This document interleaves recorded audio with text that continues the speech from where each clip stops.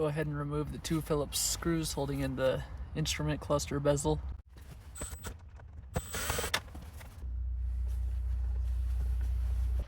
Go ahead, first we just want to remove this bezel. So to do that, take your plastic trim tool. Use a plastic one, not metal, or you could scratch the surface. Just start working your way along the edges. If you have multiple, it helps to wedge one in there, take the other one, and keep prying around.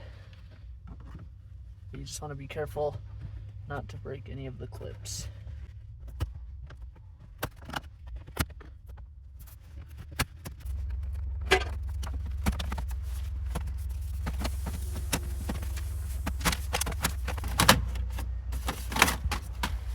Now we've got that entire piece off. Notice there's just a bunch of white clips. It's all one giant bezel. And then grab your Phillips screwdriver.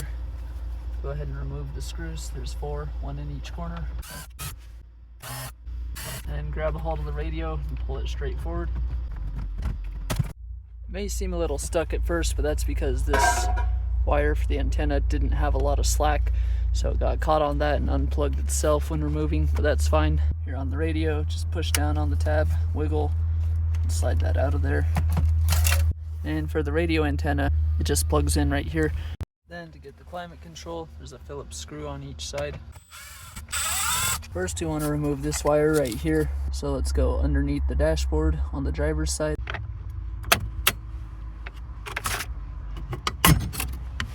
Go ahead and remove the glove box. Simply open it up and squeeze in on the sides. And under here, let's disconnect this wire. Go in there with the pliers. That's now disconnected. And let's undo all these wiring harnesses. So you can slide this out a little, push down on the clip, pull it straight out. And these can be a little tricky. It's just a rivet essentially. Now just pull this unit out. You might have to slide the wires, sometimes they get caught. And there we have it. And then there's just these 2 wires, one on each side.